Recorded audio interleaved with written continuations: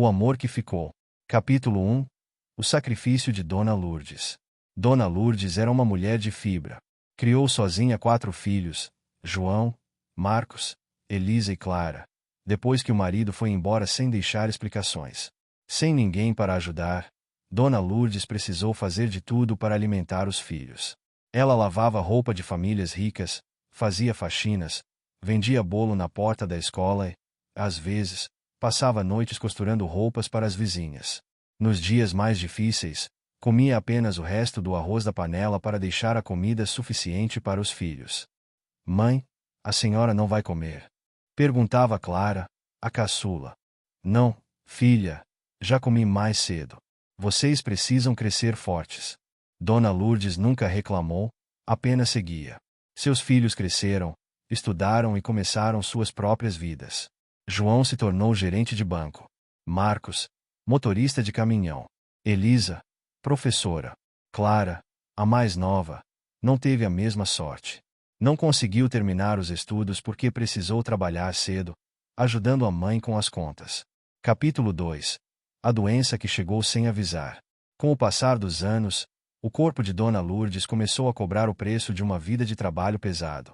Primeiro vieram as dores nas pernas. Depois, pequenas feridas começaram a aparecer. Clara insistiu que a mãe procurasse um médico, mas Dona Lourdes dizia: é só cansaço, filha. Não vou gastar dinheiro com médico. Isso passa. Mas não passou. A ferida se tornou uma infecção grave. Quando finalmente foi ao hospital, o diagnóstico foi cruel: diabetes avançada. Os médicos tentaram todos os tratamentos possíveis, mas a infecção se espalhou. A decisão foi drástica: amputar a perna direita de Dona Lourdes. No dia da cirurgia, Clara foi a única filha presente no hospital. Ficou ao lado da mãe, segurando sua mão enquanto ela olhava para o teto, assustada. João prometeu que viria, mas não apareceu. Marcos disse que estava na estrada, e Elisa mandou uma mensagem: assim que der, eu passo aí. Mas ela não passou. Capítulo 3. Quando o silêncio é mais doloroso que a dor. Após a cirurgia, Dona Lourdes precisou de cuidados constantes. A ausência da perna dificultava sua mobilidade. Para piorar, sofreu um AVC que afetou sua fala. Agora, não conseguia mais expressar o que sentia com palavras. Só conseguia olhar e chorar. Clara, que já tinha poucas condições financeiras, abandonou o emprego para cuidar da mãe. Todos os dias, ela a banhava, trocava fraldas, preparava comida e ainda limpava a casa. Muitas vezes, a mãe a olhava com lágrimas nos olhos, tentando dizer algo, mas as palavras não saíam. Eu sei, mãe, eu sei que a senhora me ama. Eu também te amo, dizia Clara, enquanto segurava as mãos frágeis de Dona Lourdes.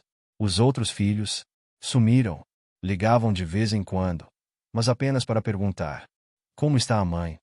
Do mesmo jeito, respondia Clara, cansada. Qualquer coisa, me avisa, tá? E desligavam rapidamente. Mas nunca perguntavam: precisa de ajuda? Quer que eu fique com ela por uns dias? Capítulo 4. O abandono total. Clara precisou vender alguns móveis para comprar os remédios da mãe. Pediu ajuda para os irmãos, mas foi ignorada. Quando insistia, ouvia respostas como: Clara, eu tenho meus filhos para cuidar. Marcos, não posso agora. As contas estão apertadas aqui em casa. Elisa, eu mando um Pix depois. João, o Pix nunca chegava. Clara sentia o mundo desabar sobre seus ombros. Muitas noites, enquanto Dona Lourdes dormia, Clara chorava baixinho na cozinha. Chorava de cansaço, solidão e desamparo. Capítulo 5. O último suspiro. Depois de meses de luta, o corpo de Dona Lourdes não aguentou mais. Clara estava ao seu lado quando ela partiu. Não houve gritos nem desespero. Apenas um silêncio profundo e o som de Clara chorando baixinho ao pé da cama. Ela ligou para os irmãos. Mãe se foi, disse, tentando controlar as lágrimas. Do outro lado da linha, silêncio. Depois de alguns segundos, Elisa perguntou: e quando vai ser o velório? Clara fechou os olhos e respirou fundo. Eles não perguntaram: você está bem? Precisa de algo? Como foi o fim dela? Apenas queriam saber a hora do velório. Capítulo 6. A hipocrisia do velório. No velório, João, Marcos e Elisa chegaram com roupas pretas e rostos de tristeza. Elisa soluçava alto, abraçando todos. Marcos fazia questão de contar para os outros. Minha mãe foi uma mulher guerreira. Uma mulher de verdade. Clara observava tudo, sem dizer nada. Sentada em um canto, exausta, com as mãos cruzadas.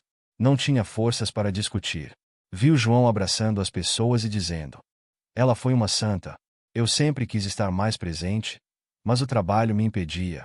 Elisa, que chorava mais alto que todos, repetia: ah, se eu soubesse que era o fim, eu teria ficado mais perto.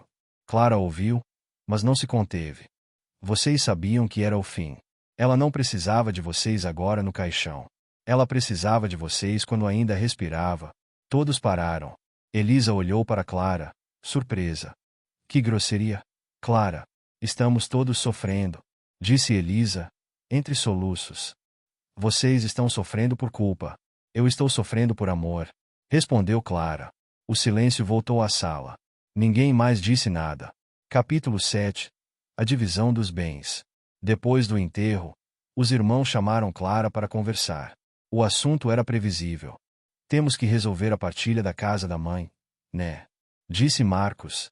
Clara olhou para eles e sentiu uma dor no peito. Eles não mudaram. Mesmo após a morte da mãe, o interesse estava nos bens, não na memória dela. Vocês querem a casa, não é? Onde estavam vocês quando ela gritava à noite de dor? Onde estavam quando eu precisei vender os móveis para pagar o remédio? A casa é só uma parede. Mas o amor que ela me deu ninguém tira. João tentou argumentar. Mas Clara, por lei, a casa é de todos nós. Clara se levantou e disse: vocês têm o direito, mas não têm a consciência. Se querem a casa, podem ficar. Eu não preciso dela. Eu já tenho algo que vocês não têm. O coração limpo, ela pegou sua bolsa e foi embora. Não se importava mais com a casa, os bens ou a partilha. Sabia que sua mãe estava orgulhosa dela. Capítulo 8. O legado invisível.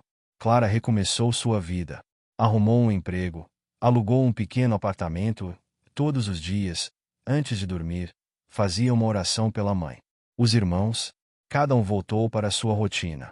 Com o tempo, as lembranças de Dona Lourdes foram ficando distantes para eles. Mas, para Clara, Dona Lourdes nunca foi uma lembrança, mas uma presença viva. Certo dia, Clara olhou para o céu e disse: descanse, mãe. Eu fiz o meu melhor, e no fundo do seu coração, sentiu uma paz que nunca havia sentido antes. Lição final. Esta história é um lembrete de que não devemos abandonar quem sempre fez tudo por nós. Quando a saúde falha, o amor e o cuidado devem ser dobrados, não reduzidos. Não espere o fim para mostrar amor. Ele deve ser demonstrado em vida.